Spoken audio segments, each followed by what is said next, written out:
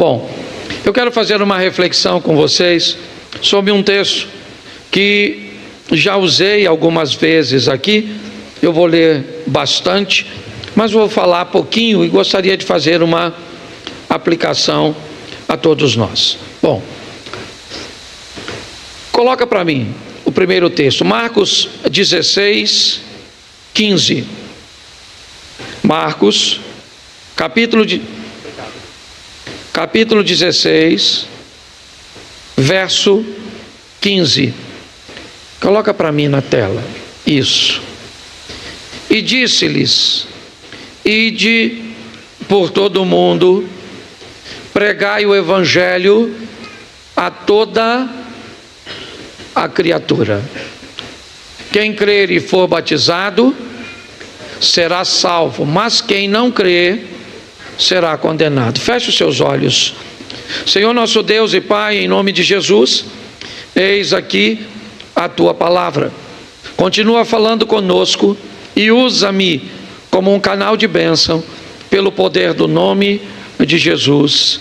Amém. Glória a Deus. Amém. Bom, meu propósito hoje é refletirmos sobre o mundo cujo qual nós pertencemos. Vamos tratar isso de uma forma muito particular. Quando ouvimos esse texto, Jesus está dando aos discípulos a grande comissão. Está dizendo aos seus discípulos o que eles deveriam ou como eles deveriam fazer. E na verdade o que Jesus estava dizendo é: apresente aos outros aquilo que eu apresentei a vocês. Permita que aconteça na vida dos outros aquilo que eu viabilizei que acontecesse na de vocês. O que Jesus está provocando nos seus discípulos é o entendimento de que cada um traz consigo o seu mundo. E a proposta é entender que aquilo que você recebeu de Deus em Cristo não pode parar em você. Isso tem que prosseguir. Isso tem que ir adiante. Onde? No mundo cujo qual você pertence. A minha proposta é mostrar que o meu mundo não é o mesmo mundo que o seu. Como é que é seu nome?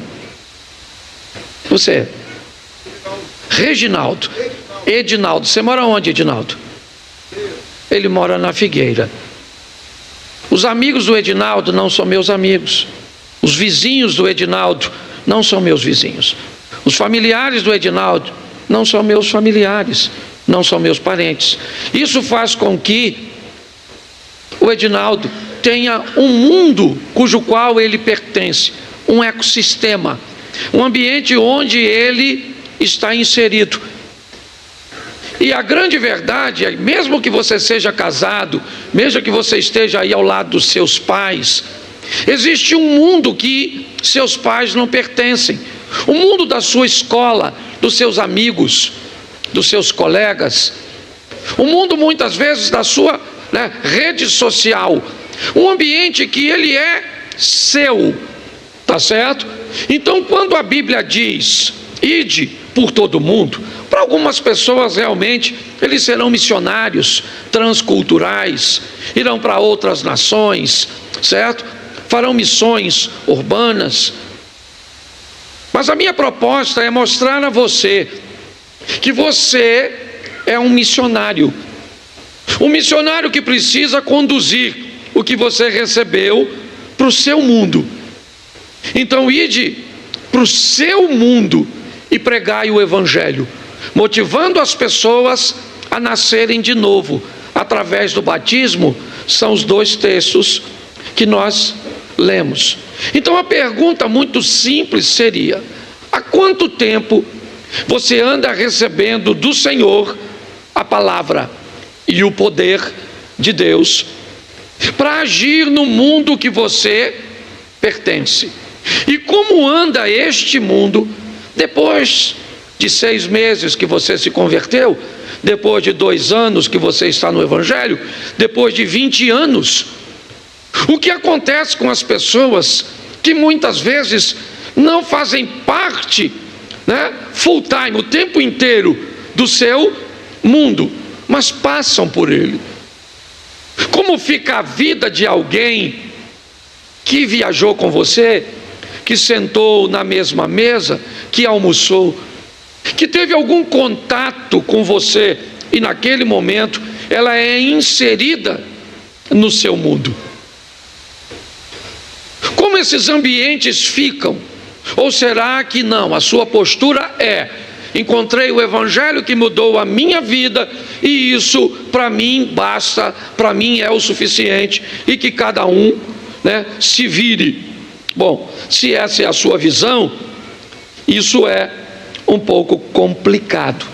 Mas também é importante nós entendermos a dificuldade que temos quando somos inseridos ou vamos ter que mudar um mundo cujo qual nós não temos muita familiaridade.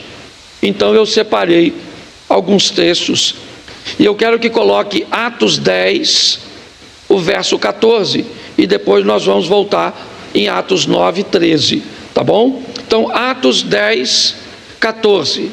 Mas Pedro disse: de modo nenhum, Senhor, porque nunca comi coisa alguma comum ou imunda. Essa é uma aplicação que Deus está fazendo com o apóstolo Pedro, certo?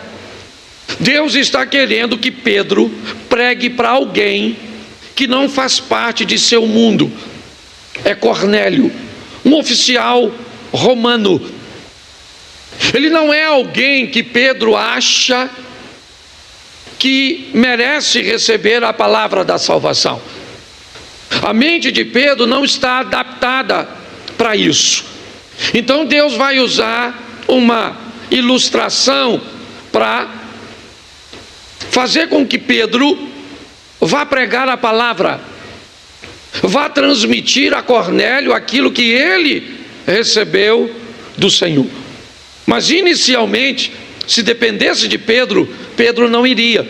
Essa expressão, de modo nenhum, Senhor, você pode trocar, porque nunca comi coisa alguma comum e imunda, para eu não vou pregar para alguém que não é judeu.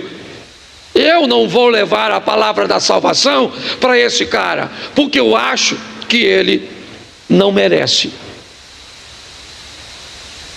Nós precisamos estar muito atentos a pessoas que vão fazer parte do nosso mundo por algumas horas, por alguns momentos, e podemos marcar a vida dessa pessoa para sempre.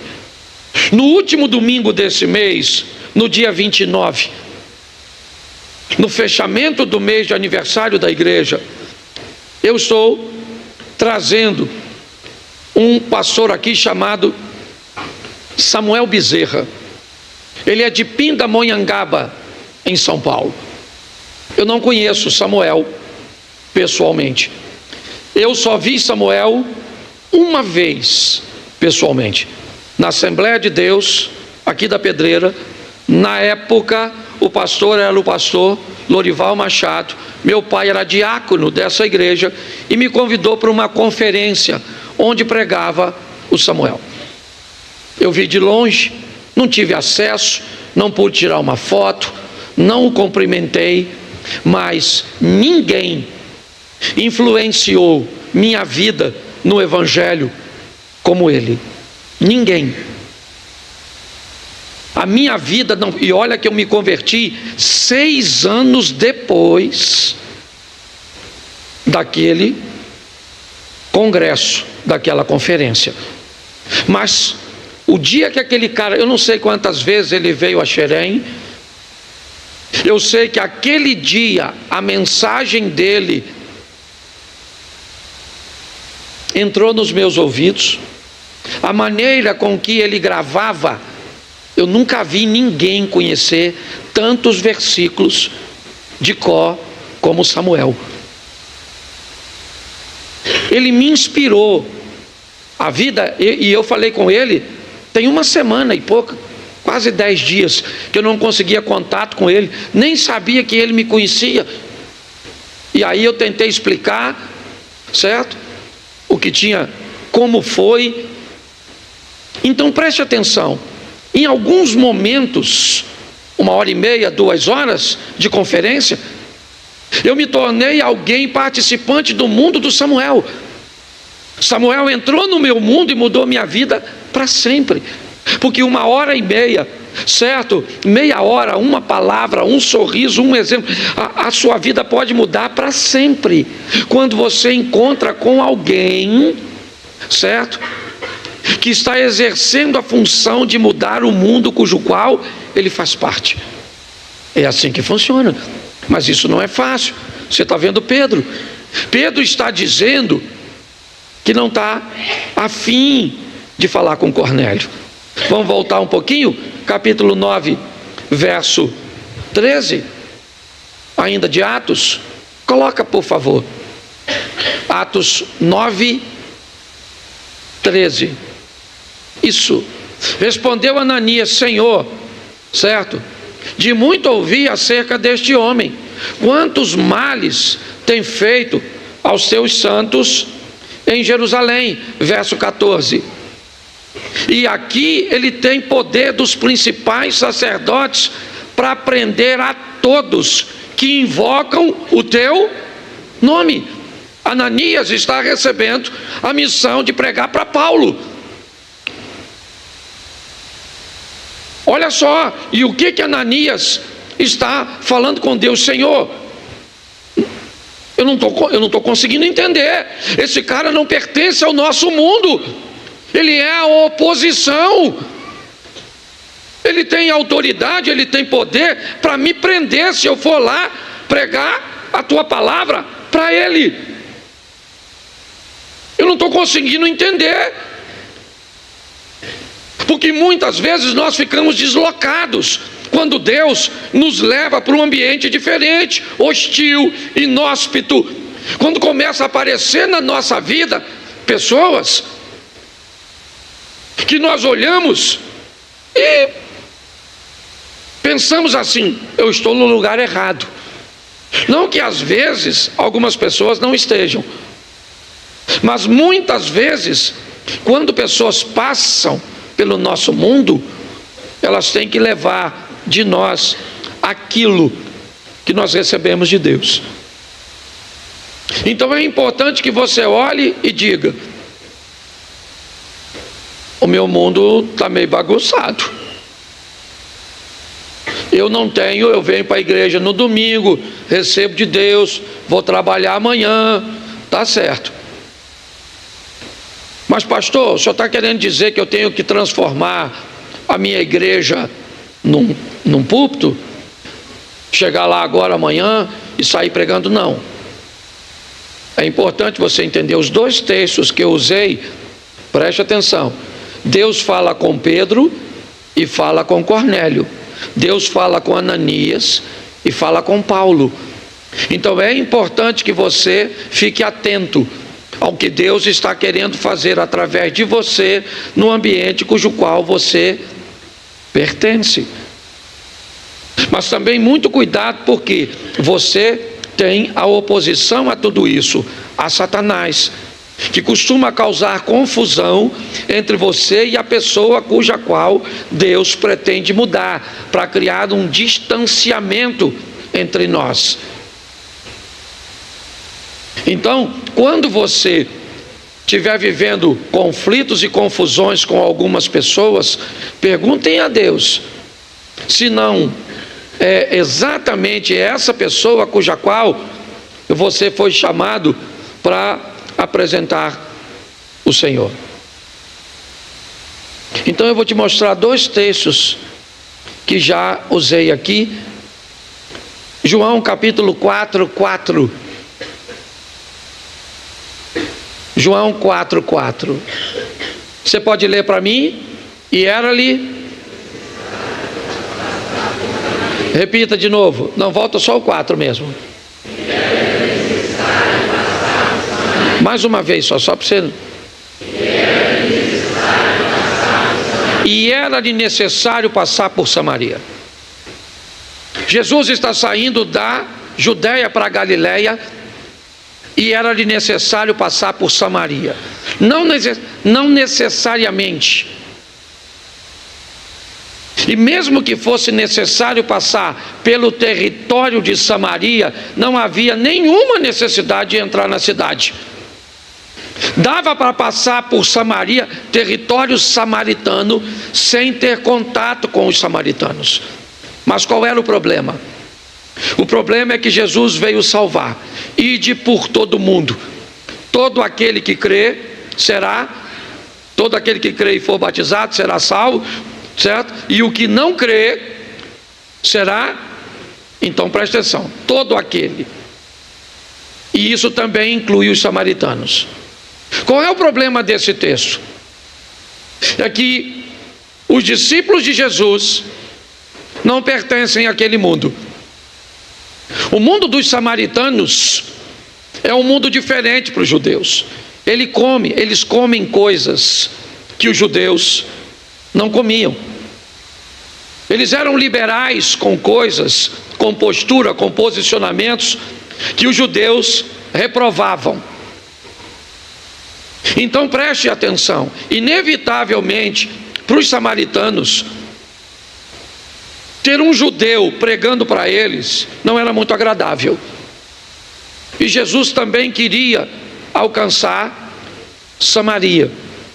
Então nesse texto, do capítulo 4, ele vai a Samaria recrutar alguém pertencente àquele mundo.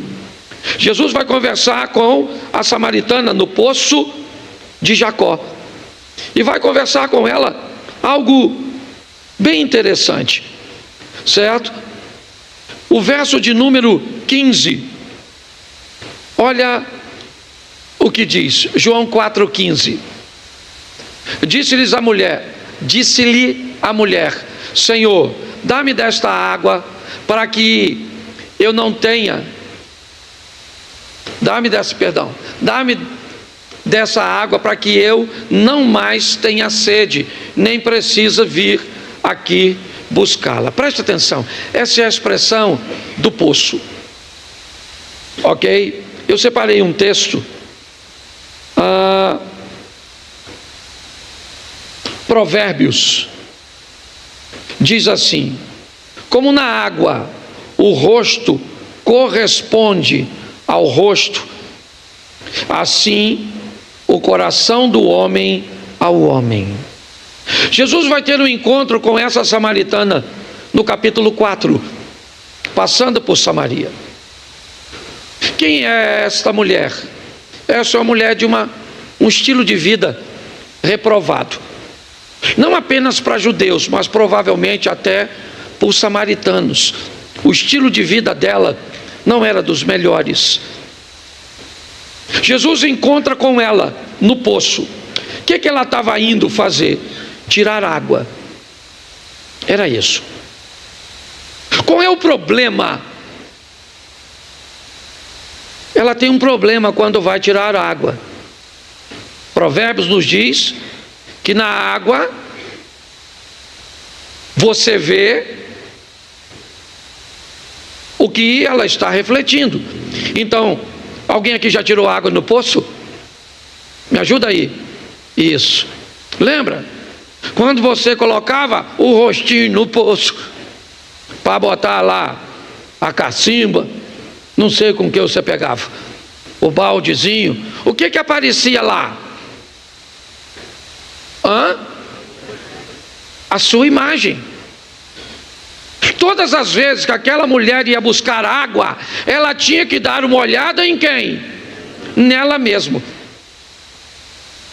E todas as vezes que ela olhava para ela mesma, ela se lembrava de quem ela era, do que ela fazia. Então para ela era extremamente desconfortável. O poço era para ela um instrumento de acusação, alguém que fazia com que ela tivesse sempre uma visão de si mesmo. Então para ela não era um ambiente muito agradável. O poço revelava a sua solidão, O poço revelava seu fracasso em conseguir alguém para construir uma história sólida, firme. E ela tinha que olhar para ela mesma. Então nada melhor do que Jesus marcar um encontro com ela num lugar onde ela se via. Sabendo quem ela era, Jesus vai recrutá-la. Por quê? Porque se ele manda qualquer outro discípulo, ela estava reprovada no teste. Porque se alguém que não for Jesus, certo, for escolhido para descobrir se você serve para ser missionário dele, tu está no sal. Porque normalmente as pessoas vão procurar em primeiro lugar os seus defeitos. Fulano? Ei! Jesus foi lá, sozinho, ele e ela. Quando ela vai tirar a aguinha do poço, ele fala assim: você me dá um pouco d'água? Ela já ficou nervosa. Ela falou: como pois o senhor, sendo judeu, me pede de beber a mim, que sou mulher samaritana? Jesus falou: ô dona, deixa eu explicar uma coisa para a senhora. Se a senhora soubesse quem sou eu, a senhora que me pediria, e eu te daria da água viva. Ela falou: ó, eu vou falar uma coisa para o senhor. O poço é fundo, e a corda e o cântaro está comigo. O senhor não tem como que tirar, entendeu? Então o senhor não tem como me dar água. Jesus falou: não é disso que eu estou falando.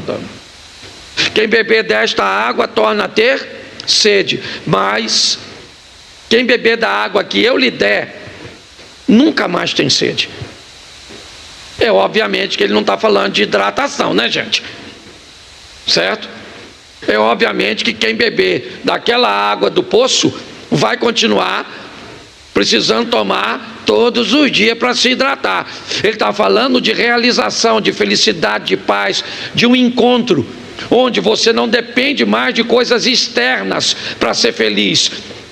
Certo? Ele entra na sua vida e dá a você o que deixa muitas pessoas extremamente confusas. Como você pode estar tranquilo? Como você pode estar tão feliz? Como você pode estar tão realizado se a vida não anda boa? Você fala: meu filho, eu tenho Jesus. Mas você tem dinheiro? Eu tenho Jesus. Mas você é solteiro? Sou casado, mas tem Jesus.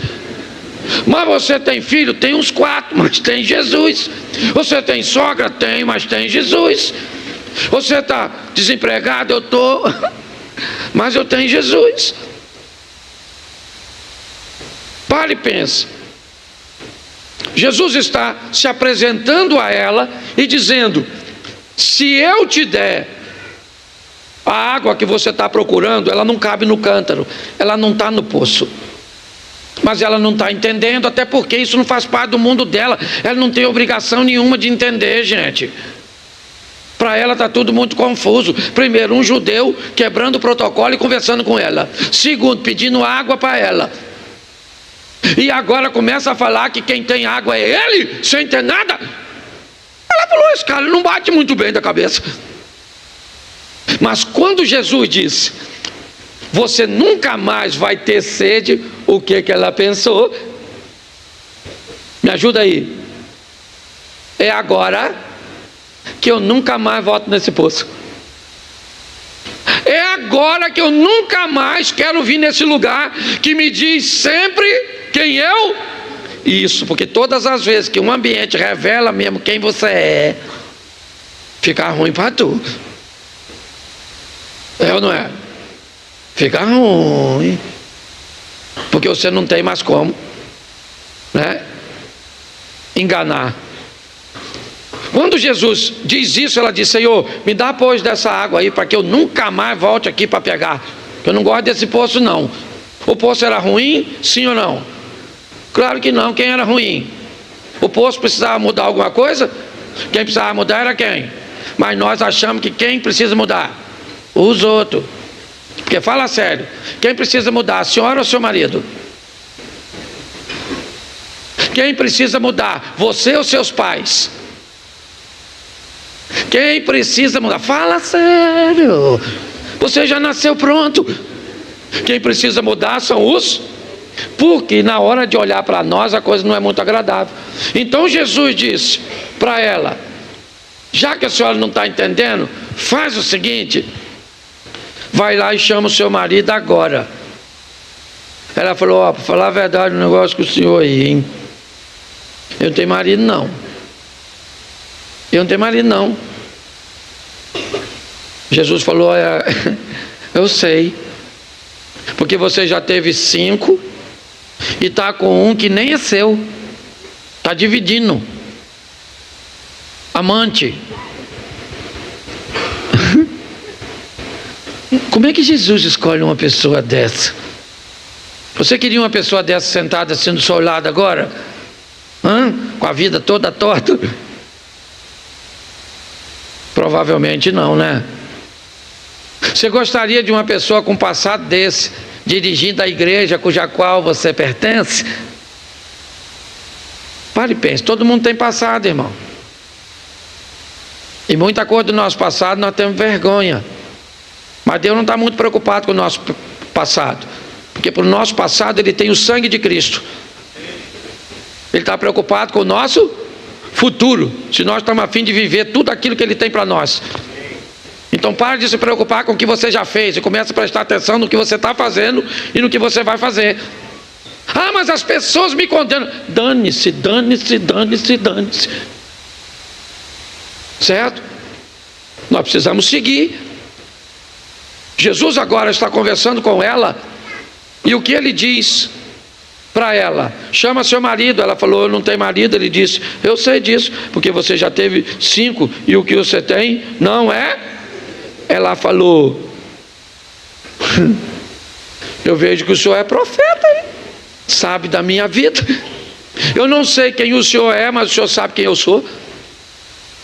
E ela deve estar pensando: o que ele está fazendo aqui em território samaritano? Esse não é o lugar dele. Não tem cabimento para ela. Quando então, esse versículo 28, coloca para mim, por favor. Depois você lê em casa, porque volta lá no João capítulo 4, verso 28. Isso. Quanto à mulher, o que ela fez? Deixou o seu e foi à cidade e disse àqueles. Você sabe onde ela está? Ou para onde ela vai, melhor dizendo? Ela vai para onde? Cadê? Não, volta o 28, é que o irmão lá está acelerado. Quanto à mulher, olha só, olha o que ela fez. Ela deixou seu cântaro e foi onde? Foi onde? Quem é que está na cidade? Você sabe? Os discípulos. Jesus mandou eles comprar comida. Você sabe quantos discípulos de Jesus estão na cidade? 12. Você sabe o que eles estão fazendo na cidade? Comprando, mais o quê? Você conhece o texto? Me ajuda aí. Eles estão fazendo o quê? Comprando comida e mais nada. Lá tem gente que precisa ser salvo por Jesus. Eles falaram para eles, sim ou não? Por quê? Porque eles não pertencem àquele mundo. Aqui a palavra está diferente. O propósito que eles estão ali não é para aquilo. Jesus não disse para eles: vão a Samaria e pregue a palavra. Para eles estão apenas de passagem. Mas quando Jesus encontra uma samaritana, ele diz: eu vou usar essa mulher como minha missionária. Mas ela tem a vida torta? Tinha, agora não vai ter mais. Mas ela não tinha boa fama? Tinha, mas não vai ter mais. Mas ela foi desse jeito, era desse jeito, fez isso, mas não vai fazer mais. Pronto, acabou. Eu vou entrar na vida dela e vou dar para ela um estilo de vida que ela nunca levou. Pronto. E diga-se de passagem, ela tinha uma vidinha bagunçada, mas era uma mulher que me parece que tinha reputação, porque ela deixou o cântaro, correu à cidade e olhou para os camaradas e falou: ô, está lá no poço pegando uma aguinha, encontrei um homem. E os caras devem ter olhado: especialidade da senhora. Encontrar um homem. Mas eu encontrei um homem que me disse tudo quanto eu tinha feito. E ele... É lógico que eles não vão pensar isso, mas isso quem falava com ela sempre? Me ajuda aí. Quem é que falava com ela todas as vezes que ela ia buscar água, que ela tinha um estilo de vida errado? O poço. Pastor, o que você está querendo dizer? Eu estou querendo dizer que, presta atenção, eu sei que já te disseram e já me disseram que nós temos que mudar em algumas áreas, e nós já ouvimos isso inúmeras vezes, mas nós precisamos continuar ouvindo aquilo que é necessário. Você sabe por quê? Porque uma hora entra, uma hora acontece. O que Jesus está falando com ela, me parece que o poço falava com ela todo dia, mas adiantou? Porque, deixa eu te explicar uma coisa, muitas vezes quando pessoas dizem ao seu ouvido não acontece nada, mas quando pessoas conseguem alcançar seu coração, tudo muda. E para alcançar o coração não tem que ter razão. Ah, pastor, eu estou entendendo essa palavra. Eu falo com meu marido, muda miserável, esse infeliz não muda. A senhora tem razão de falar, sim ou não? Sim ou não, me ajuda aí? Isso, mas tem amor quando fala? Então se a senhora tem amor, ele já mudou, é ou não é verdade? Tá certo? Porque quando Jesus conversa com ela, ela já deixou o cântaro para trás, correu a cidade e falou o que com os caras? Eu encontrei o Messias. Ô gente, preste atenção. Eu tenho que ter muito cuidado com os exemplos que eu dou, que ainda está gravado, depois não conserto. Mas pensa assim, aqui para lá tinha uma casa da luz vermelha, umas donas, entendeu, né? Imagine se uma delas chegasse aqui na igreja assim, falasse você, Sidney, Rabino, os pastores da igreja: olha, queria contar a minha experiência hoje aqui, tive um encontro com Jesus. Quem? A semana? Não. Jesus estava batendo papo com a senhora encontrou o Messias? Não, o Messias não costuma frequentar esses ambientes assim, não. Você pode ter certeza. Quando ela chegou lá e disse: ó, gente, eu encontrei o Messias. Alguém poderia dizer: não, o Messias não. A senhora pode ter encontrado outro homem, ele não, porque não faz sentido ele aparecer para a senhora. Ela disse: faz o seguinte, meu irmão, ele me disse tudo quanto eu tenho feito, tá bom? Então vamos lá e dar uma olhadinha nele. A mulher está trazendo os homens com ela. Sabe o que os discípulos estão fazendo? Comendo a comida que compraram. E Jesus não está comendo.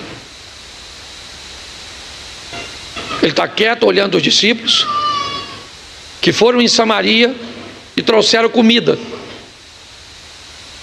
Mas agora ele olha para a direção de Samaria e vem uma mulher que alguns minutos, talvez horas, eu não sei te precisar, vem ela trazendo o que ela traz consigo? Seu mundo. Ela foi buscar seu mundo. Ela foi lá no mundo dela. Alguns camaradas podiam ter tido relações íntimas com ela. Alguns sabiam de sua fama. Sim. E agora eles vêm conduzido por ela. Uma mulher conduzindo os homens até Jesus. Que homens são esses? Seu mundo. É o mundo dela. E como é que o mundo dela se transformou? Bom, ainda não deu tempo do que Jesus entregou para ela no poço fazer efeito. Isso aí é. Jesus disse: olha, eu vou te dar da água aqui Nunca mais você tem sede. Ah, mas cadê a água? Bom, eu posso te dar essa água. Cadê seu marido? E aí a conversa muda. Nossos pais dizem que é nas montanhas de Samaria, vocês dizem que em Jerusalém. Eu queria saber onde é que um adorador deve adorar. Jesus disse: ora vem, que nem em Samaria, nem em Jerusalém adorareis o Pai, porque o Pai anda buscando verdadeiros adoradores, que o adore em espírito e em verdade. Jesus começa a explicar a ela. Foi só uma explicação. Ela vai para a cidade um tempo bem pequeno. Não deu tempo dela ter testemunho para isso. Não deu tempo. Não deu tempo dela mostrar para aqueles homens o quanto ela mudou de vida. Não. Pastor, então se não deu tempo, como é que os caras foram? Duas coisas a mulher leva consigo. Uma coisa, algo que ela já tinha sem Jesus. Primeiro, credibilidade. Essa é a verdade. Ela é uma mulher que, apesar do estilo de vida que tinha, ela tinha credibilidade perante as pessoas. Porque para ter credibilidade não precisa ser crente. Para ter palavra não precisa ser crente. Essa é a verdade. Tem gente que tem muita coisa, certo? E não caminha com fé em Cristo, mas resolveu levar a sua vida de uma forma séria, firme. Então ela chegou lá e diz para aqueles homens: eu achei o Messias, ele encontrou comigo. Quem é ela? Ela é a piriguete que todo mundo pega. Dá para acreditar nela? Dá. Dá para acreditar nela porque a sua conduta no que diz respeito a relacionamento, certo? Não faz dela uma mentirosa. Opa! Me ajuda aí com a criança, leva ali no berçário. Tá certo?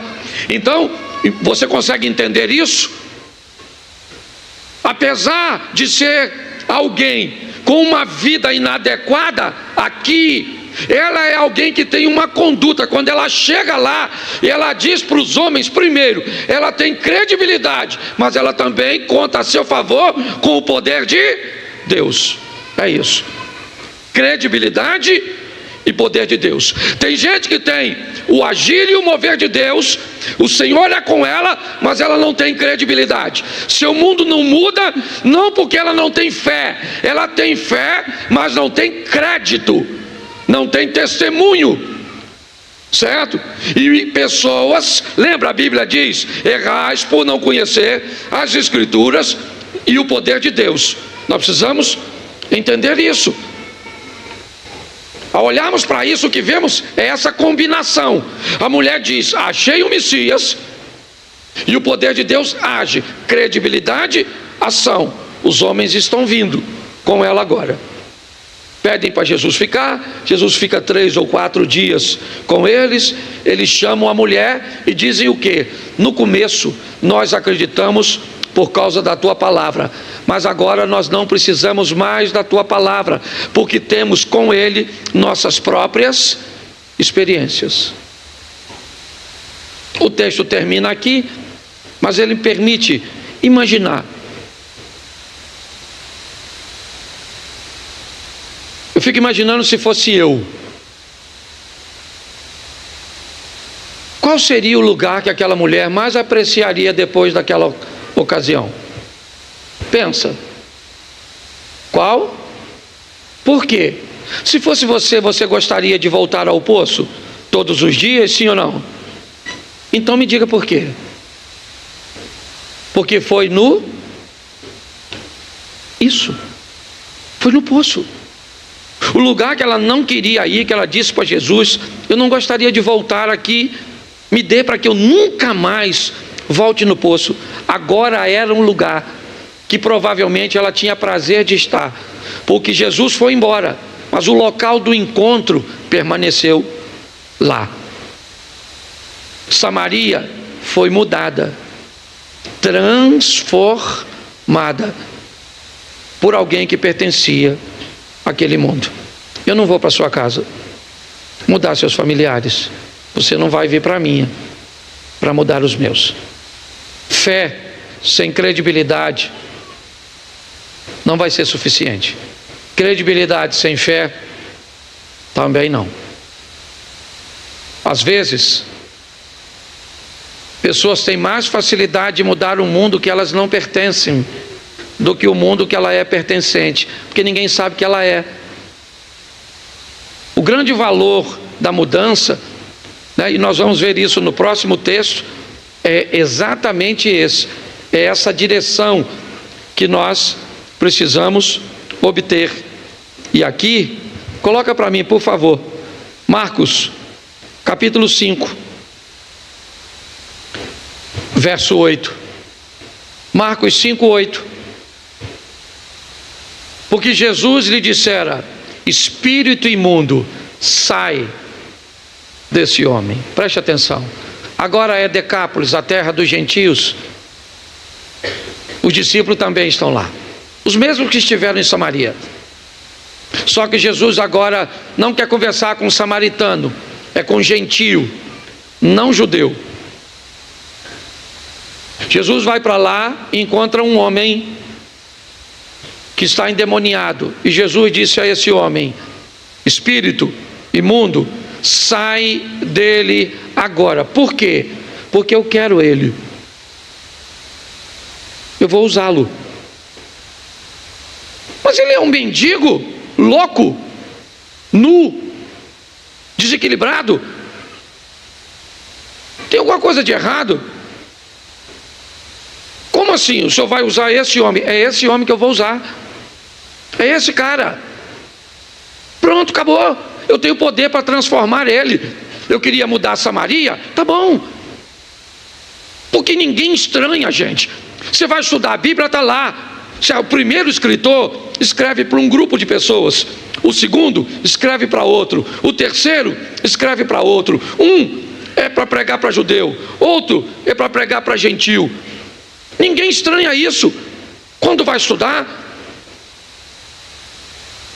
Mas a dificuldade de entender de que cabe a você a mudança de seu mundo, me parece que é muito grande. Quem tem que sair daqui hoje para mudar seu mundo é você. É você que muda seu mundo. Por isso que na minha cabeça, muitas pessoas que recebem Jesus, eu acredito, eu creio, e se for bem feito, alguém que pertence ao mundo, tá certo? E encontrou Jesus, se eu tiro esse cara deste mundo e trago ele para o nosso mundo aqui, o gospel, quem é que prega lá?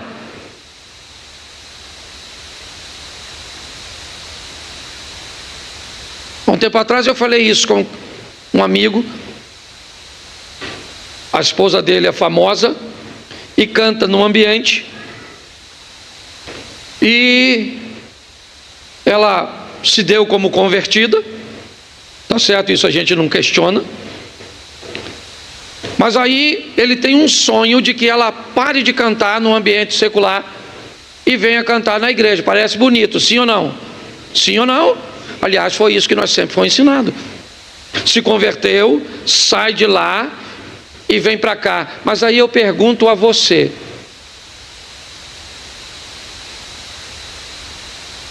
a menina vai para a casa de Naamã, a casa de um leproso, um ambiente inadequado. E aí? A casa de Naamã passou a ser o mundo daquela garota, sim ou não? Então a lepra de Naamã não pegou nela, mas a fé dela pegou em Naamã. Então a minha cabeça, ao invés de tirar alguém desse ambiente, por que não trazer essa pessoa para o nosso ambiente, prepará-la, treiná-la, forjá-la e devolvê-la? Agora você não canta esse tipo de música, agora você não tem esse tipo de vocabulário, agora você não veste esse tipo de roupa, mas vai para lá.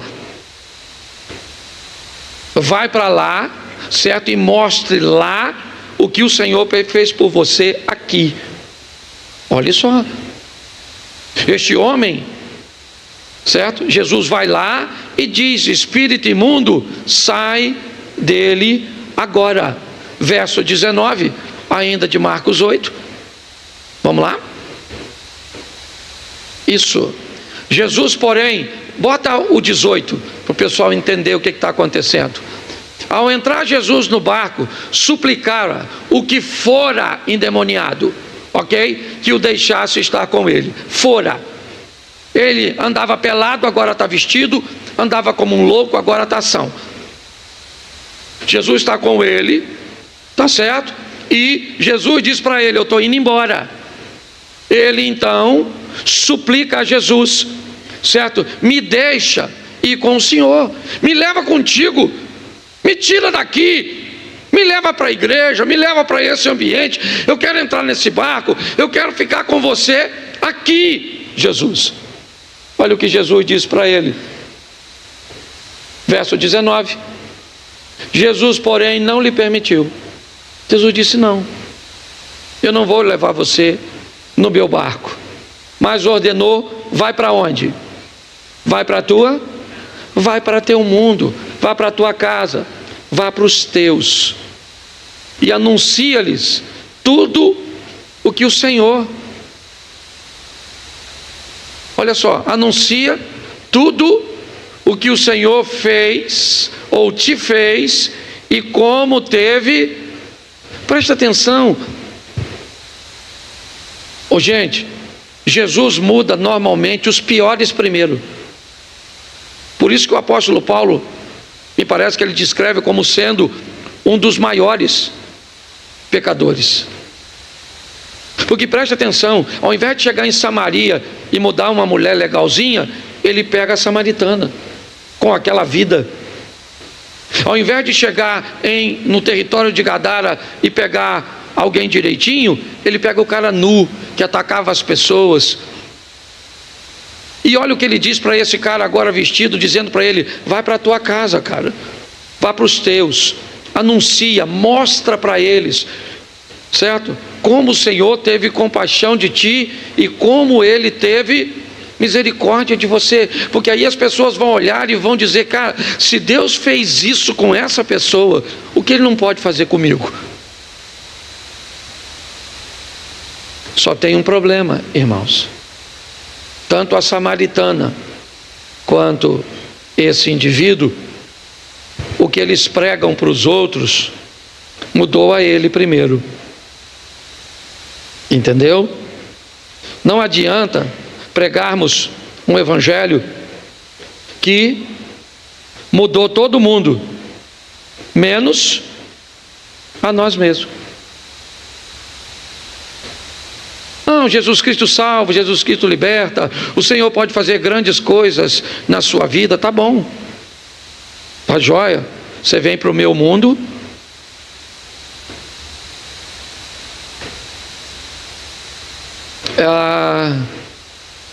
aqui a gente acaba conhecendo muita gente, e eu acabo conhecendo muita gente por causa do nível de influência que acabei recebendo. E aí essa semana eu estava com um amigo tomando um café, semana passada, né? Porque a semana está começando hoje. E aí ele citou o nome de um rapaz cristão aqui de Xerém. E esse camarada foi abordar a ele. Por quê? Porque esse cara é um cristão já há muito tempo, firme, um cara fera. E foi evangelizar esse amigo meu, certo? Que tem uma vidinha assim, não muito, sabe? Um cara legal, mas envolvido com pecado. E aí ele falou: rapaz, Jesus pode mudar a sua vida, mudar. E beleza, passou. Aí esse meu amigo teve contato com um cara em outro estado. E aí o nome desse rapaz que pregou para esse meu amigo veio à tona. E aí esse cara de lá falou: ih, rapaz, ele vem para cá, fala palavrão, bebe tudo. Aí o meu amigo que falou: tá vendo, Cláudio? Aquele é um sem vergonha. E veio falar que eu tenho que aceitar Jesus.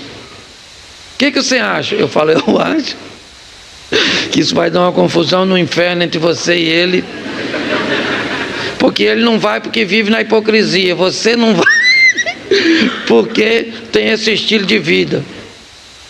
Aí ele me olhou e falou, não precisava, né? Eu falei, é lógico que precisava, porque você já estava com desculpa para não servir a Deus, tá certo? Então escute só, olha que coisa legal. Um evangelho tem que mudar você primeiro, para depois mudar os outros. Aquilo que você fala tem que ter exercido mudança em você. E preste atenção no verso de número 20. Põe o 20. Estou terminando, mais 3 minutinhos. Isso. Então ele foi e começou a proclamar em Decápolis tudo o que Jesus lhe fizera, e todos se admiravam. Mas Marcos 7, verso 31. Marcos 7, 31.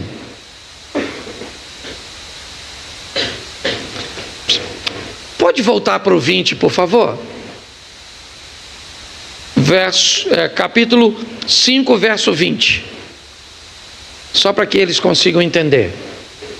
Marcos 5, 20. Só para me ver como é que está o texto. 5, 20. Então ele foi e começou a proclamar onde? Onde? Ele começa a proclamar onde? No verso 20 do capítulo 5. Agora sim, o capítulo 7 e o verso 31.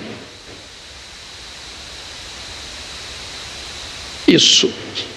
Do capítulo 5 para o 7, conta-se aproximadamente 2 anos e meio de diferença entre as duas histórias.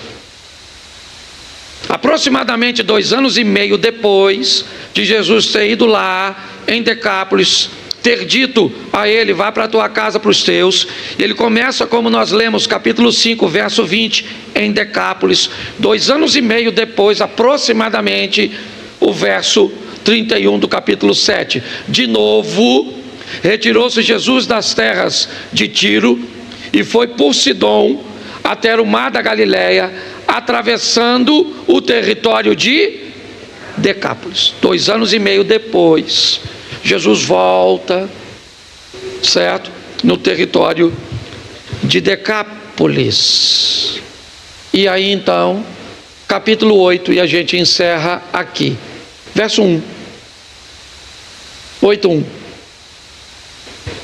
Naqueles dias, quando outra vez se reuniu grande multidão, e não tendo eles o que comer, Jesus chamou seu discípulo e lhes disse: tenham compaixão desta gente, porque há 3 dias permanece comigo e não tenho o que comer. Se eu os despedir para as suas casas em jejum, desfalecerão pelo caminho, e alguns deles vieram de longe. Mas os seus discípulos lhe responderam: de onde poderá alguém fartá-los de pão nesse deserto? Jesus lhes perguntou: quantos pães tendes? Responderam eles: 7. Ordenou ao povo que se sentasse no chão, e tomando os 7 pães, partiu-os, e após ter dado graças, e os deu aos seus discípulos para que estes os distribuíssem, partindo entre o povo. Vamos lá. Tinham também alguns peixinhos, e abençoando, mandou que esses igualmente fossem distribuídos. Vamos lá?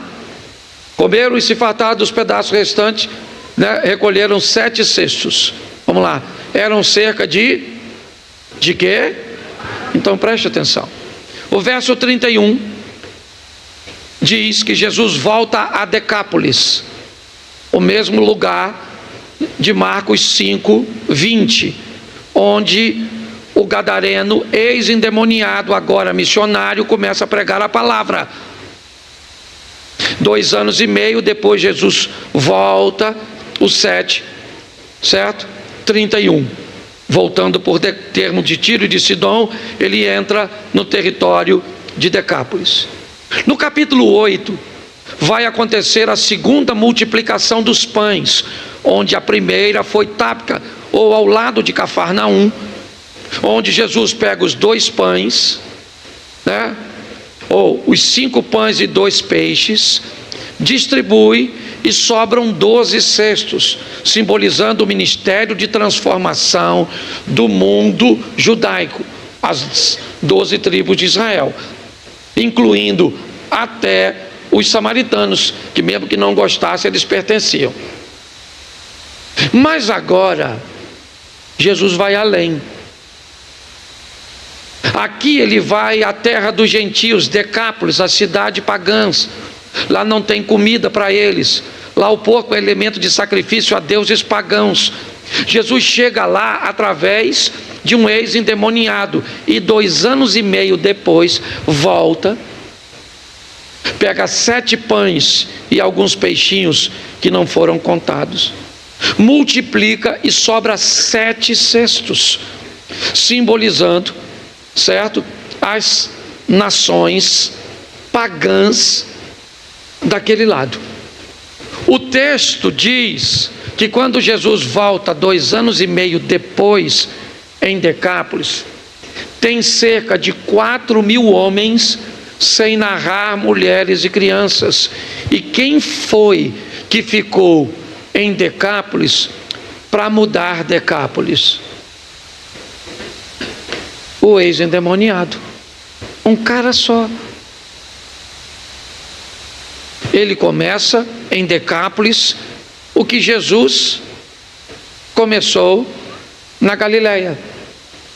Ele começa em Decápolis o que a mulher começou em Samaria. Ele começa em Decápolis o que a menina começou em Damasco. Ele começa em Decápolis o que Daniel começou na Babilônia, mudando o mundo cujo qual eles estão inseridos. Algumas pessoas, sua extensão de ação é maior, outras não. Outras são tímidas, recatadas, e seu mundo é composto de 5, 10 pessoas. Tá bom, não interessa. A proposta é sempre mudar alguém. Quando Filipe batiza o eunuco de Candace, isso, certo, faz com que agora vá para aquela região alguém transformado. O que Deus quer, meus irmãos, é mudar o mundo cujo qual você e eu pertencemos. Se você vai fazer isso ou não, eu só preciso que você não espere um missionário num ambiente cujo qual o missionário deveria ser você. Eu quero fazer uma reflexão com vocês sobre um texto bíblico. Coloca para mim, por gentileza. São apenas 5 versículos. Ruth, capítulo 1, do verso 1 ao verso 5. E sucedeu que nos dias em que os juízes julgavam, houve uma fome na terra. Pelo que um homem de Belém de Judá saiu a peregrinar nos campos de Moabe, ele e sua mulher e seus 2 filhos. Era o nome deste homem Elimeleque, e o nome de sua mulher Noemi. E os nomes de seus 2 filhos eram Malom e Quilion, efrateus de Belém de Judá. E vieram aos campos de Moabe e ficaram ali. E morreu Elimeleque, marido de Noemi, e ficou ela com seus 2 filhos, os quais tomaram para si mulheres moabitas. Era o nome de uma Orfa e o nome da outra Ruth. E ficaram ali quase 10 anos. E morreram também ambos, Malom e Quilion, ficando assim essa mulher desamparada dos seus 2 filhos e de seu marido. Palavra do Senhor. Amém? Bom, Eu quero fazer uma reflexão com vocês sobre a dinâmica dessa família, o que essa família enfrentou, como as coisas aconteceram e como essa família sobreviveu a tanta tragédia, a tanta coisa ruim, tá certo? Algumas coisas estão explícitas no texto, outras, porém, eu quero pensar com você e ainda fazer uma aplicação. Vamos imaginar um tempo onde namoro não existia. É esse tempo. Vamos imaginar o tempo onde os pais tratavam o casamento de seus filhos. A menina ainda era uma adolescente e seus pais já escolhiam para ela um marido. Os pais do rapaz combinavam com os pais da noiva, certo? Não havia basicamente contato nenhum, tá certo? Entre os dois, durante este período, era algo que cabia às autoridades e pronto. Era assim que funcionava, só para você entender. Mas esse casal se casa, e me parece que as coisas vão bem. A Bíblia não fala sobre seu casamento, não vai dar os pormenores dessa história, mas da união deste casal, Elimeleque e Noemi, nasce seu primeiro filho, Malom, um menino, algo extremamente esperado por um casal judeu, um homem, aquele que vai levar o nome de sua família adiante. Ter filhos homens era muito importante naquela cultura. Então me parece que eles são bem casados, é verdade. E agora tem seu menino, olha que coisa agradável. A esterilidade abateu tanta gente, Raquel, Rebeca, Sara, certo? Ana, mas não bateu Noemi. Olha que coisa boa. A família, que eram de 2, acaba recebendo a chegada de mais um, o primogênito Malom. E se não bastasse, os céus vão agraciar novamente aquela família que continua crescendo. Agora nasce Quilion, o segundo filho de Elimeleque e Noemi. O que vemos aqui, provavelmente, alegria, satisfação, além do prazer e da intimidade sexual. Aquela é uma família em ascensão, em crescimento, vivendo seus momentos bons. É verdade, momentos áureos. Chegam Malom e Quilion, e as coisas estão bem. Mas eu não sei se você reparou, o texto diz que a fome chega em Belém de Judá. Uma crise chegou para aquela família. Aquela família agora tem que conviver com a escassez de alimento. Está faltando comida. Ou seja, aquela família foi exposta à fome. Agora as coisas não tão fáceis. Chegou talvez nessa história a primeira crise que aquela família vai ter que conviver. Talvez poderíamos adaptar esta fome, não uma fome de alimento nos nossos tempos, mas uma fome de proximidade, de carinho, de afeto, de valorização a pessoas que estão perto. Hoje a opinião de quem está do outro lado do mundo, os likes que vão ser recebidos nas redes sociais, a opinião das pessoas a nosso respeito se tornou mais importante do que, na verdade, a opinião das pessoas que nos amam. Hoje conversar com pessoas, certo, estar próximos de pessoas que não tem nada a ver com a nossa vida, às vezes é mais lucrativa, é mais benéfica, enquanto mulheres estão famintas, enquanto filhos estão famintos da presença do pai, o marido está faminto da presença da esposa, da atenção, do carinho, do respeito, da intimidade. A mulher está com fome de valorização. Pessoas estão muitas vezes sentindo uma carga muito grande pela deficiência. Mas eu quero te mostrar o que é que o chefe dessa família é capaz de fazer quando a crise se estabelece. Elimeleque resolve desobedecer à lei de Moisés. Ele olha para sua casa, seus filhos estão morrendo, sua esposa está exposta ao perigo, à fome. Então ele reúne o que tem e sai de Belém para peregrinar numa nação estrangeira. Ele vai para território moabita, porque lá tem comida, certo? Ele vai atrás de um lugar que tem comida, porque se o marido deixar a mulher com fome, a mulher vai atrás de comida. Se a mulher deixar o marido com fome, aqui eu não estou falando de alimento, de arroz e feijão, eu estou falando de carinho, de afeto, de respeito. Inevitavelmente, se seu filho tiver com fome e você não der comida para ele, ele vai para onde tiver comida. E aí você depois começa a descobrir onde ele está comendo, o que ele está pensando, como as coisas estão acontecendo nele. A verdade é essa. Para não morrer, as pessoas vão lutar por sua subsistência. Então, se uma mulher não é valorizada dentro de casa, se ela não é respeitada dentro de casa, isso não significa que ela é uma mulher sem vergonha, vadia. Não é nada disso não. Às vezes ela simplesmente está com fome e vai atrás de algo para alimentar. E talvez ao encontrar isso, o sentimento acaba mudando ao longo da situação. E aí um adultério, uma exposição e outras coisas vão acontecer.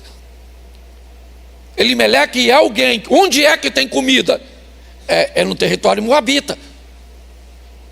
Mas o Moisés escreveu coisas seríssimas a respeito do território de Moabe. Não se misture com aquelas pessoas. Mas como eu não vou me misturar com elas, se lá é o único lugar que tem comida?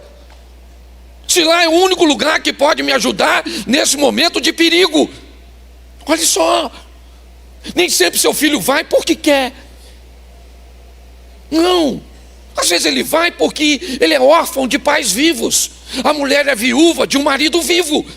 Há uma necessidade e as pessoas acabam indo buscar. Elimeleque leva a sua família para território moabita. E lá ele vai encontrar o que ele está procurando. Na cabeça dele é um período de transição. Na cabeça dele é só até as coisas melhorarem em Belém. A hora que as coisas melhorarem em Belém, voltar a chover, a terra voltar a produzir, ele sai de Moabe e volta para Belém. Esse é o desejo e provavelmente a mente desse cara, porque agora não é mais ele e a esposa. Chegaram Mahlon e Quilion. Mas o texto diz que ao chegarem em território moabita, um componente dessa família vai embora. Seu nome, Elimeleque. Elimeleque morre. Sai. Ele saiu do cenário. Pronto. Foi uma tragédia, foi. O líder, o pai, o protetor, certo? O provedor, o homem que tomava as decisões, morreu. Porque essas são as histórias das famílias. Ora pessoas estão chegando, como chegou Mahlon e Quilion. Ora pessoas estão saindo, como Elimeleque, porque a vida é desse jeito. A dinâmica da vida é assim. Momentos de alegria, de satisfação, mas momentos de dor, momentos de crise, de gente que está buscando resolver as coisas. Elimeleque morre. Agora eles têm comida. Um problema foi resolvido. Eles não vão morrer de fome, mas eles perderam o seu pai. Noemi ficou viúva. As coisas estão mudando. Uma nova fase conduz essa família para um novo modelo de pensamento. O homem não está mais presente. Noemi já não é mais novinha. As coisas, me parece, estão indo bem em território moabita. Os meninos estão prosperando. estão se adaptando com facilidade. Então, eles resolvem se casar com mulheres moabitas. Então agora Mahlon e Quilion, eu não sei qual a diferença que eles tinham de idade, eu não sei qual a diferença de tempo que eles se casaram. O texto diz que o tempo que eles vão viver por ali são 10 anos, então é suficiente para toda essa dinâmica acontecer. Agora, essa família que começou para 2, pulou para 4, voltou para 3, agora vai para 5. Agora chega as 2 noras da viúva, a esposa de Mahlon e a esposa de Quilion, Orfa e Ruth, elas agora são inseridas na família. Provavelmente agora ficou um pouco mais suave. Os meninos se casaram, alguma celebração deve ter acontecido. Se não houve celebração, pelo menos houve a satisfação de ter agora uma companheira, alguém para dividir, certo? A sua vida. Agora Noemi já deve estar um pouco mais suavizada também, com 2 meninas novas para ajudá-las nas tarefas domésticas e cuidar daqueles rapazes, e a vida vai andando, porque a história precisa prosseguir, com gente chegando, com gente saindo, com gente morrendo, com gente nascendo. É assim que funciona. Essa é a dinâmica de todos nós. Elimeleque saiu, tá bom, mas Orfa e Ruth entraram. Então agora essa família provavelmente vive um momento bom, agradável.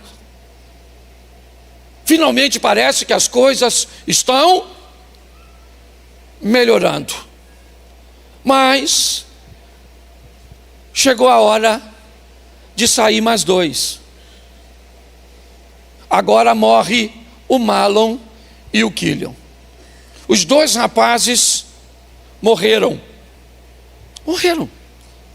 De que eles morreram não interessa. Qual foi a causa da morte? Essa não é a questão. O que a Bíblia está querendo mostrar é uma família comum, que perde, que ganha, que chora, que ri, que nasce, que morre, mas que tem que aprender a conviver e se estabelecer em qualquer tipo de ambiente. É assim que funciona, seja ele agradável ou desagradável, favorável ou não, porque é assim que acontece. Tem períodos no seu casamento que as coisas estão bem, a chama está acesa, está dando certo, está todo mundo empregado, está com saúde, uma comunicação legal, tá bom. Para sempre? É lógico que não. Vai ter o dia que a conversa é quase impossível, certo? Que o desejo praticamente parece que sumiu, que a confusão parece que é a melhor amiga, porque é assim que funciona. E nós precisamos aprender a sobreviver tudo isso. Não se renda a esse modelo mentiroso da internet, envoltos em fotos e vídeos que querem mostrar apenas uma aparência que não expõe a realidade de ninguém. A verdade é o seguinte, meu irmão, tu tem família, o bagulho é doido, o pau canta. Tem dia que você fala, o que é que eu estou fazendo nesse troço? Você olha para esse homem e diz, onde eu estava quando eu peguei essa praga? Você olha para sua mulher e diz, Senhor, o que é que eu fiz da minha vida? Seu filho olha para você e diz, eu peneci um pai melhor, uma mãe melhor.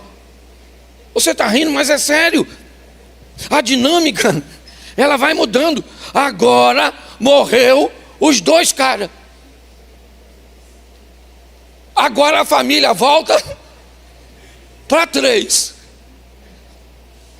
Uma sogra e 2 noras. Pensa num troço desse. E deixa eu te dar uma notícia. Segundo algumas pesquisas, 85% das sogras são consideradas por genro e nora como segunda mãe. 85% das sogras são consideradas por genro e nora como segunda mãe, o que indica que sogra É gente boa. Mas 15% de sogras xiita dos infernos são capazes de macular a imagem das outras 85. Falou em sogra, parece, não é? Parece que é um troço ruim, mas não é não. Então, ficou Noemi, a velha, e as duas meninas. Sim ou não? Vai piorar. Agora sai mais uma, a tal da órfã. Porque Noemi quer voltar para Belém, porque já está velha. Falou, eu vou morrer na minha terra, então eu vou voltar para lá, tá? Cheguei aqui com meu marido e com meus 2 filhos, e agora sobrou 2 noras. Eu vou voltar. Aí as 2 meninas falaram para ela, nós vamos com a senhora, poxa. Viemos até aqui. Aí Noemi diz, meninas, deixa eu explicar a vocês como é que é o negócio. Meu povo é muito seletivo. Ninguém lá na minha terra vai casar com vocês não. Entendeu? É melhor, vocês não são virgens, vocês não são pertencem ao meu povo. Então é melhor vocês ficarem aqui. Não vai dar certo comigo. É perigoso. Entendeu? Não tem garantia. Deixa eu falar uma coisa para você. Construir uma família não tem garantia nenhuma não. Você só descobre no caminho. Esse dia a pessoa falou, pastor, como é que eu acho a pessoa certa? Não acha, tem mais de 8 bilhões de pessoas no planeta. Como é que você vai achar a pessoa certa no meio de 8 bilhões? Qual é o segredo? Pegar errada e ir trabalhando. Mas é verdade. Entendeu? Você pega alguém que você deu uma avaliada, parece que não é tão ruim, só parece, porque ninguém se mostra totalmente antes de casar. Para de palhaçada. Ninguém, porque se o indivíduo mostrar quem ele é antes de casar, não casa. Então nós esconde um pouco. Você lembra, rapaz, quando namorava? Lembra agora, eu quero mexer na memória feminina. Você lembra de seu namorado, pelo menos uma vez, ter soltado um gás, um peido, perto de tu quando namorava? Você lembra? Dificilmente, só se for por acidente. Porque ele, se desse vontade, ele estivesse te namorando, o que ele faria? Dá licença um pouquinho que eu vou dar um pulinho ali. Aí ele ia, fazia, sacudia, conferia e voltava. Já cumpri minha missão. Porque ninguém se mostra totalmente. Não tem disso. Então não tem pessoa certa. Não tem garantia. É essa a dinâmica. Chegando, saindo, sorrindo, chorando, perdendo, ganhando, certo? E nós temos que prosseguir. Noemi está explicando isso, meninas, não vão comigo, é perigoso. É isso que ela está dizendo, certo? É perigoso ir comigo. Vão, sejam felizes, casem com um moabita. Vai viver a vida de vocês. Noemi conversando com Ruth e com Orfa. Por quê? Porque essa família está para ir para a próxima fase. E agora ela vai descobrir algo que não tinha acontecido antes. O que é? Alguém que vai embora, mas não morreu. Alguém que desistiu, mas continua vivo. Porque tem gente que já desistiu do casamento, mas continua casado. Desistiu de ser pai, mas ainda tem seus filhos. Não quer mais eleger o homem como pai, mas continua vivendo debaixo da mesma casa. Agora essa família vai enfrentar a dor do abandono de alguém que, ao avaliar a situação, decidiu que era arriscado mesmo, porque é arriscado ter filhos, porque é arriscado casar, porque é arriscado, porque o medo tomou conta. Orfa diz, depois do argumento de Noemi, ela sai. Então preste atenção, de 2 foi para 4, de 4 voltou para 3. De 3 foi para 5, voltou para 3. 3 agora vai para 2. Orfa resolve ir embora. Ela sai. Ela vai, ela desistiu. Chorou. Mas virou as costas e foi embora. Pastor, ela vai para onde? Eu não sei. O que vai acontecer com ela? Eu não sei. A Bíblia faz questão de eliminar a história de pessoas que desistem. Poxa, pastor, o senhor está sendo duro. Poxa, será que as pessoas elas devem prosseguir? Eu acho que elas devem ser mais sensatas na hora de tomar decisões em torno de algo tão sério. Não tratar com tanta banalidade assuntos tão profundos e sérios.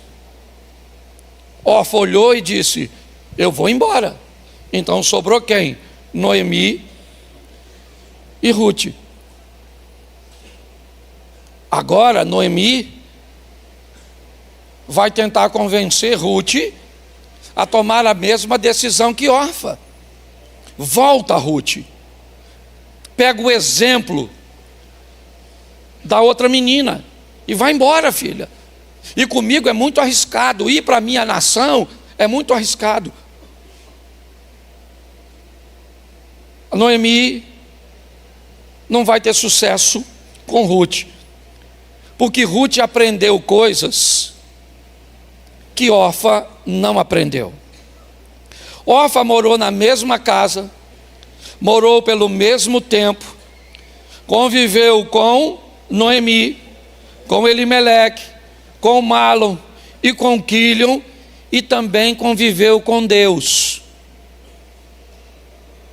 Mas me parece que o modelo de relacionamento de Orfa com Deus não foi tão forte o suficiente para que ela conseguisse superar esse medo. Porque preste atenção o que Ruth diz para Noemi: não insista para que eu te deixe, nem me peça para que eu volte. O teu povo será o meu povo, o teu Deus, o meu Deus. Onde você morrer, morrerei eu, e ali eu serei sepultada. Ela fala de algumas coisas. Ela fala de um relacionamento forte, firme, é verdade, entre ela e sua sogra. Mas ela nos dá um motivo que Orfa não tinha. O governo do coração de Ruth era governado por Deus. Então ela disse: eu não tenho medo de ir para onde você está indo, porque Deus vai comigo. Não interessa para onde a vida te leve, meu irmão. Seja para onde for que a vida te levar, leve Deus como seu companheiro de viagem. Vai ter momentos ruins, de perda, de humilhação, de crise. Vai ter momentos que a pauta pode entrar divórcio. Sim, momentos duros, desafiadores também fazem parte de nossa história e vem testar a força que nos une. O texto diz, depois você lê, o texto diz que quando Noemi viu que Ruth estava decidida, parou. Não posso mais insistir com ela. Ela já disse que não tem medo.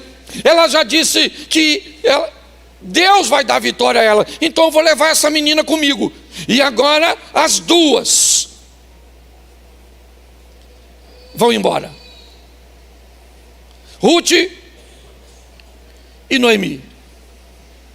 Orfa já saiu, foi embora. As duas vão para Belém. Chegam em Belém. O povo vai recebê-las. Uma estrangeira chegando com a nativa. Todo mundo reconhece Noemi. Ela é esposa de Elimeleque, mãe dos 2 meninos.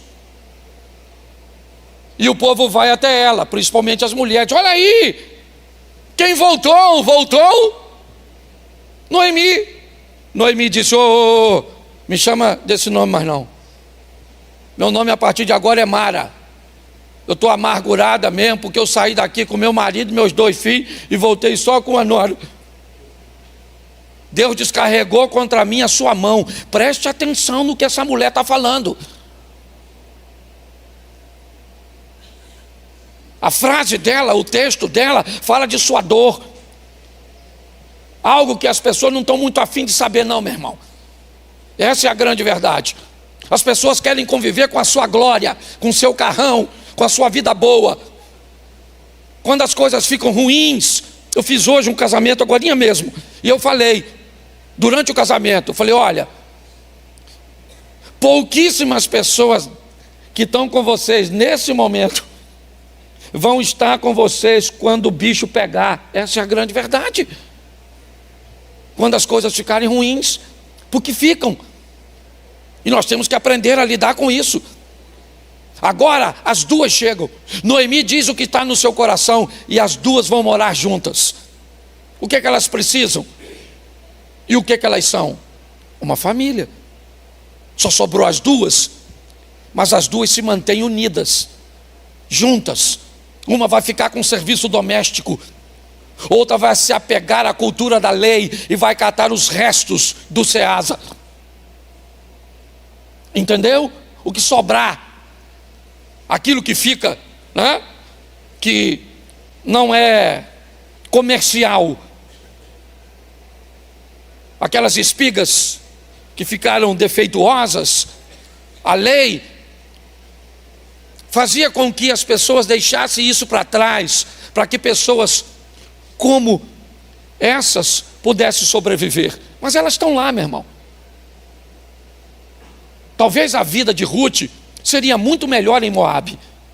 Agora ela está lá com as unhas sujas de terra, catando entre, certo, as vielas, aquelas coisas que foram reprovadas. Em casa está sua sogra. É isso. O que elas estão? Elas estão começando do zero. Do zero. O que elas têm? Quase perspectiva nenhuma, mas não desistiram. Recomeçar do zero, às vezes, é importante. Zerar o game. Sabe qual é? Tentar pegar tudo aquilo que esse homem te disse, tudo isso que ele te fez, todo o apoio que ele ofereceu à mãe dele, toda a negligência, tudo aquilo que ele te feriu, pegar aquilo que ela fez ou deixou de fazer, sabe, aquelas coisas, aquelas perturbações feitas pela pessoa ou por terceiros. Porque grandes problemas hoje que as famílias enfrentam, e principalmente os casais, às vezes não tem nem a ver com o casal, tem a ver com a interferência de outras pessoas. Porque a família cresce, e aí é o fulano lá da ponta, que está desempregado, ou que não paga os outros, ou que se enrolou, que coloca seu dinheiro num joguinho. Às vezes acontece isso. Às vezes isso pode passar pela sua vida. Você não está imune a isso não. Agora, precisa zerar. Tem hora que tem que parar, sabe? Senta aqui, filho. Fala para mim, o que é que eu te fiz ou deixei de fazer que te feriu tanto? Vamos zerar isso. Eu vou lutar com todas as minhas forças para não repetir o que eu fiz. Mas me diga, pelo menos, para que a gente consiga zerar. Elas estão começando do zero. Parece que não é nada. Ruth vai respigar, catar os restos. Ela entra numa fazenda de um homem que ela não conhece. Para ela é tudo novidade. Ela não sabe muita coisa daquela cultura. Ela sabe o que viveu com seus sogros, com seu marido. Mas agora ela está trabalhando na terra de um homem que pode ser a esperança para que essa família não morra. Ela não sabe, mas ela foi exatamente para a terra de um homem chamado Boaz. Aí eu tenho que dizer a você, por mais absurdo que possa parecer, que para mim isso é uma providência divina. O Deus que ela diz servir está abrindo os caminhos para ela mesmo que ela não entenda. Ela vai trabalhar na terra desse cara, o nome dele Boaz, certo? Um belo dia que ela está lá catando as espiguinhas, o Boaz veio para visitar a fazenda, para dar uma olhada, e tinha uma mulher catando os restos, viúva, catando os restinhos. E aí o cara que é dono da fazenda ficou de olho nela e falou para um cara dele assim, falou: quem é aquela lá, ó, aquela lá, ó? Legalzinha ela, hein? Ó, o cara é o latifundiário, o dono da parada. O cara falou: aquela é a Rutinha. Ela veio com a Noemi, uma moabita viuvaça. O cara falou: maneira ela, hein? Ela veio, né, com a... Mas por que ela veio? Não, ela veio porque ela não abandonou, ela é uma menina decente, uma mulher cheia de qualidade, olha só. O cara falou: maneira essa dona, hein? Aí esperou ela chegar na hora do lanche, que fazia nos intervalos da colheita. Falou: fique aqui, Rutinha. Muito prazer. Que Deus te dê vitória sobre os seus sonhos e aquilo que você busca. E ela pensou assim: estou buscando é um homem, maluco. Não era isso que ela estava buscando? Sim ou não? Sim. Um cara para tirar a vergonha dela. E ela nem sabe que ele é parente do marido, que a família vai continuar. Ela falou, aí ele falou: depois você lê, gente, eu acho incrível. Ele falou assim: pega um pedacinho de pão assim e bota nessa boquinha sua. Está escrito. Não é bem assim, mas é quase assim, né?